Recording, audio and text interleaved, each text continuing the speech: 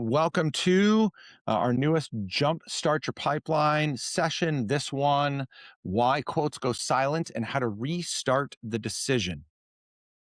So, I have been pressing in further and further onto this opportunity that I believe is available to so many of you around converting more quotes, converting more of the opportunities that you've already worked so hard to land in the first place. You found them by way of ad. Or they found you by way of ad. They found you by way of social media. They found you by way of a local Facebook group that you are a part of. Maybe a yard sign, whatever it may be, flyers that you've done door to door. But they found you and there's some interest. They want that new roof. They want new windows. They want their driveway and back patio power washed. They want a new water system installed into their house. They want what you have. They just don't know if what you have is what is right for them. And so we start to see quotes go silent. Again, you've already spent all of this time investing into getting in front of that prospect.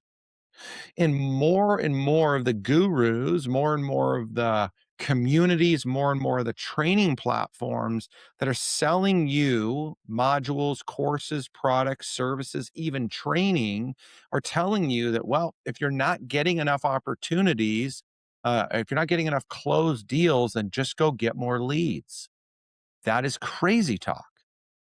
It is crazy for you to spend more time, effort, energy, attention, money to fill the top of that funnel when that funnel is leaking like crazy, which is why our pipeline builders community is destined to become the premier community for helping contractors, trades, and home services businesses to convert the quotes that they've already delivered to their potential clients. So if that's you, if you want to convert more, you're in the right spot. So let's dive into the reality of the situation because it is a serious one and it is definitely a tough one to work through. Okay. So let's start with this reality. A silent quote is not a lost deal, it's a stalled decision. Most owners, most sales professionals in your business emotionally mark silent quotes as dead as soon as you stop hearing. Silence means something is not resolved. It doesn't mean that they've rejected you. They still have intention to move forward with you or somebody else. The question is who's going to impress them the most? Oftentimes, and I'm going to get to this, it's the one who shows up. The confusion lives on the buyer's side. The confusion is with the buyer trying to determine whether or not this is right, whether or not they're getting the best deal, whether or not this is the right product for them. So they get stuck. They're just kind of in no man's land trying to determine what's next. And this is a mistake. You and many of your peers have been led to believe that if that prospect wants what you have, if they really intend to buy, they're going to reach out to you. And I get it. You don't want to be a pushy, sleazy sales professional. And trust me, we're going to walk through the decision control process here in just a minute. So I'm going to break this framework down for you. I'm going to give you exactly what you need to work through this if this is your challenge. So sit tight through this. But I need to help you understand that a lack of pressure is not the evidence of professionalism. You think that because you're not pushy that you're being more professional. Nobody wants to chase. Nobody wants to sound like they need their customer. But I want to tell you right now, we've all been on the buyer's side in some situation or another. And Oftentimes, we move forward when we feel safe, when we feel comfortable, and when we feel valued. When we feel valued by the person that's selling to us, we lean in a little bit farther. Have you ever kind of been discounted by a salesperson and you just kinda like, "Wow, man, maybe they don't even want my business." That's oftentimes a position that you're putting your prospective client into, and we have gotta stop that from happening. Because when quotes go silent, w we're presented with a large number of challenges. But 3 specific challenges that we face is these here. Number 1 is unclear revenue. When are we getting it? What are we getting? How much are we getting? 2 is an unstable pipeline. I mean, most of you don't even actually have a pipeline. You just have a bunch of pending estimates. And we have to turn those into a pipeline, something clear and predictable. And the third thing is we're constantly second guessing. Did I do enough? Did I not do too much? I was working with, or I am working with, a trade, a contractor, who does a couple $100,000 in revenue a month, and they've been successful for quite a long time. And at one point, they were in the low 30s in terms of their close rate. And their salespeople kept saying, "You know what? The reason why we're not getting more deals to cross the finish line is because we're too expensive. Our quotes are high, others are lower. We can get the mom and pops to do this for far less, so we got a discount." And do you realize that every time you discount even just 10%, you typically have to sell 20 to 30% more to make up for that difference in profit margin? So it's just to go get one quote closed at a 10% discount, you now have to close 3 more to break even in profitability. And again, those are some rough numbers, but it's around there. So it's dangerous to just think that, "Oh my gosh, why didn't I get this deal? Oh, I must be too high. Let me go offer them a discount." We're constantly second guessing ourselves. All of this silence in the sales process, it leads to real consequences, and it's not just lost deals. There's mental load on you, on your team. You start guessing, hoping, over marketing. Let me just go get more leads. Let me just discount my prices. Everything turns into absolute chaos. This is where confidence, somebody like you that provides a great service, a great product at a fair price, and you will back it up. You demand more than you are believing you deserve because of this silent issue that you have around your quoting and estimating. That's why that's why we work with or work through something we call the decision control lens. Silence is a signal. It's not a verdict. Your job in this process, once you deliver an estimate, once you deliver a quote and they haven't bought on the spot, which I'm sure happens a lot, you have to then step into this role. You have to help them look through the lens of decision. You have to identify the uncertainty. You have to understand why they're not making the decision to move forward, not assume. You have to ask and understand. 2 is you have to restore the direction. You have to re-engage them and get them back on the tracks moving forward. And then you need to get to a decision. Tell me yes or tell me no. If you tell me yes, I'm making money. If you tell me no, I'm going to understand what I need to do next to make money. No decision is the worst decision you could possibly have. Again, most contractors, most home services businesses in this realm, they interpret silence emotionally. You feel rejected, you feel disinterested, um, you start to question price, and you're no longer in control. And if you've heard me talk about sales before, one of the most important things in the sales process is you can never lose control. Again, silence is information if we're listening. When you treat silence as data instead of emotion, you can regain control of what you think is lost. You are not pushing for a yes.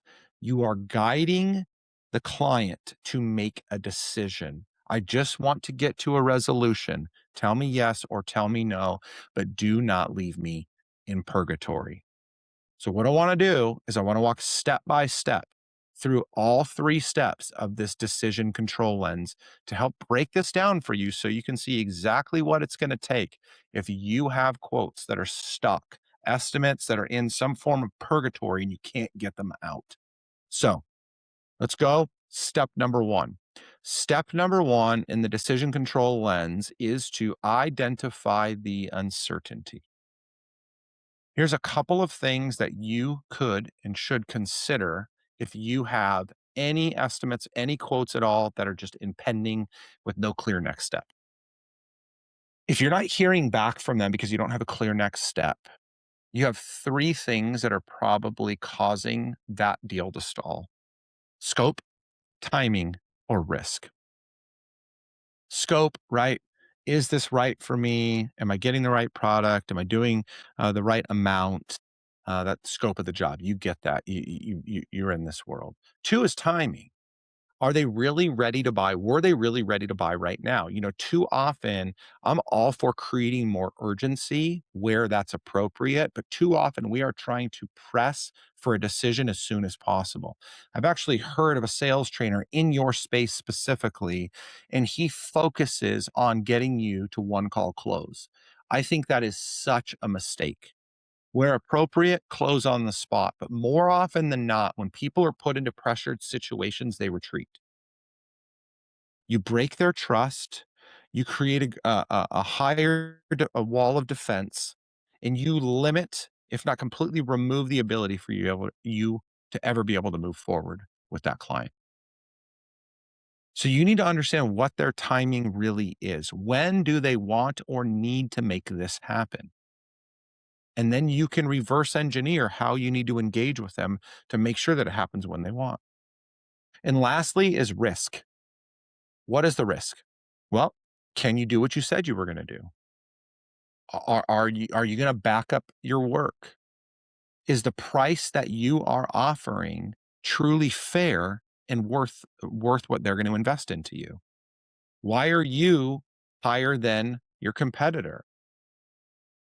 There's risk associated with this decision. And so you need to help identify where they feel risk. Again, most contractors in this step, you respond to silence by guessing. You guess leads just need to hear something different. And so you send some weak message or you discount. So again, if it's scope,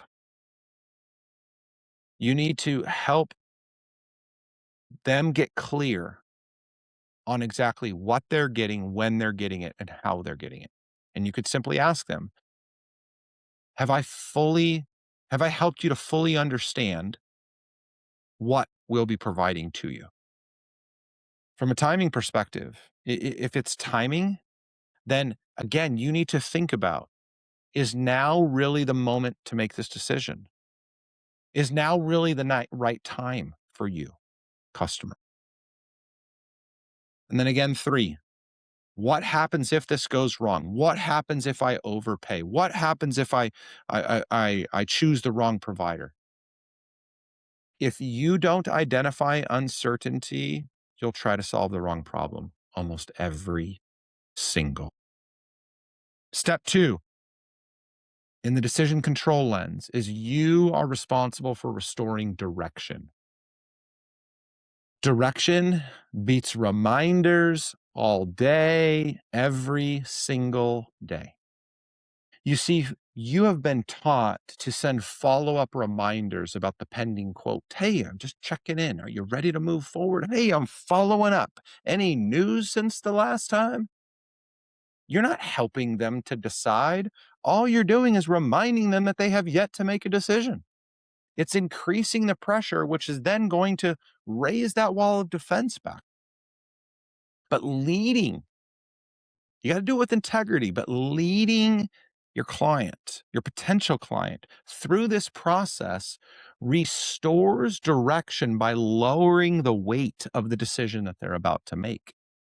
It's not just about getting them on the right track, it is about reducing all the weight that they're bearing and moving in the same direction that you're moving in. Reminders chase attention. Hey, hey, hey, you ready? You ready? You ready? You ready? You ready? Direction creates clarity. Don't you notice how the products, the services, the businesses that demand or that have gained a lot of influence, they don't beg for your attention? Like, why do certain things sell out as soon as they go on sale?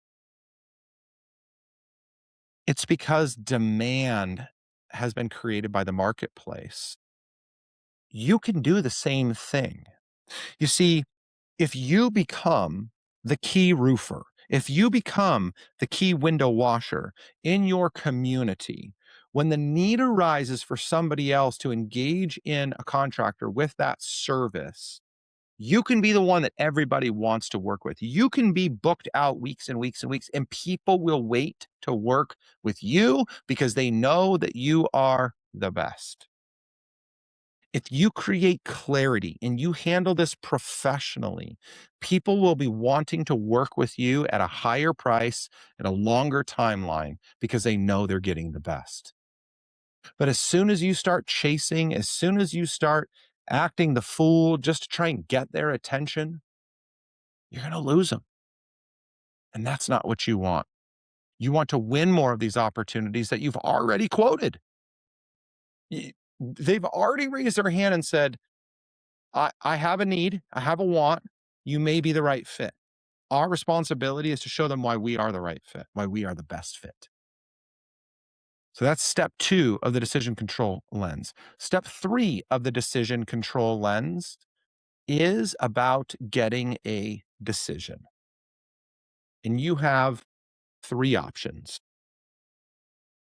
You can get a yes, that we all want. You can get a no, I'll take it. And you can get a not now. But the only way I'm taking a not now is if I have a date as to when. Anything and everything else is drift. I am just in no man's la la land. And that helps nobody at all. You see, most of you are afraid of no, so you accept drift. And in some instances, that has far different implications. But let me tell you what drift does to you and your business. Okay. So a prospect reaches out to you, potential client reaches out to you, and you come out to their house, you meet with them, you build some good rapport, you have a good conversation, you put an estimate together, you schedule an estimate delivery call, you work through it with them on the phone, you explain everything to them, you answer all their questions. They're like, okay, let me talk that over with my spouse and I'll get back to you. Or okay, just got to put a little bit more money together and I'll get back to you. Okay, sounds good. And then silence. You just disappear. And to avoid you getting a decision, you just kind of do nothing. You don't have a follow-up process. You haven't used our custom GPT. You haven't used our quote conversion blueprint. I mean, we've already given you free tools. You could build this tomorrow, but most of you won't. And so what happens? Well, that homeowner, a buyer, was like, man, that John, he was pretty cool when he came out. I really liked him, and his quote was pretty good. I mean, it was a little bit higher than that other one down the street, but he never even got back to me. So they go with a competitor because that person, the competitor, got back to them. That they were following the quote conversion blueprint from SOS. And then a couple months go by, and their neighbor, hey, saw you Your garage, it looks so shiny. Oh, yeah, we had this amazing garage coating done, all epoxy floor. Yeah, man, it looks amazing. All those cabinets. Yeah, yeah, it was amazing. Who'd you use? Oh, such and such. Oh, yeah, I've heard of them. Actually, I'd seen these ads for this other place. Yeah, you know what? I reached out to them too. And they came out and they gave me a quote, and it was pretty reasonable, and I really liked the guy, but they never got back to me. Oh, yeah, I don't wanna waste my time with that. Just give me the information of the guy that you used. Quotes, sitting in limbo, die quietly, but so do every opportunity, or so does every opportunity that exists down that food chain farther. So drift is an absolute disaster for you in so many ways. And even if I get a no, it's still a small win, because if I can get a no, it gives me the time, the mental space, the pipeline truth, and the forward momentum to go close the ones that I know I can win. And again, that customer tells you that they're not ready right now. If they tell you that it just now's not the right time, then all you got was silence with just a little bit of politeness. And you're going to keep chasing and chasing with no clarity as to what to do next. And that's a serious mistake. This lens is so incredibly powerful because it does these three things: all that quiet, all that silence, I start to learn from it. All of that information then gives me clarity, and clarity allows me not just to get to better decisions with my open quotes, but it gives me clarity around the decisions that I need to make to do a better job of pursuing the right clients to begin with, of delivering far better quality quote presentations, to do a better job of the follow up after I deliver quotes in the future, so I can close more of what's already coming my way.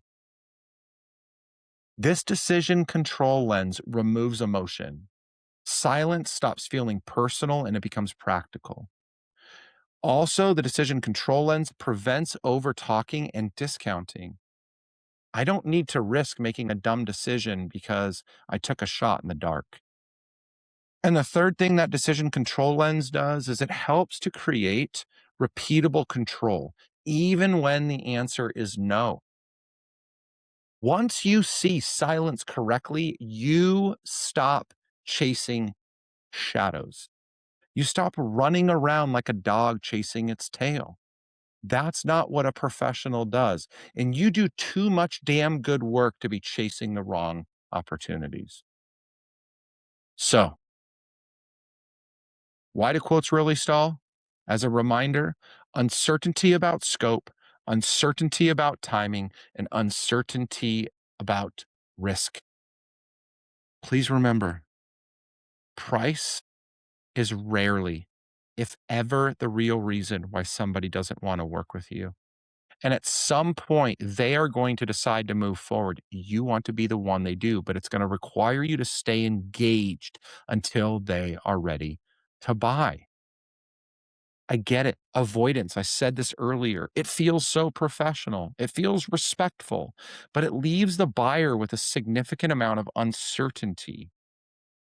Leadership, professionalism steps in to help people decide, even if that decision is no.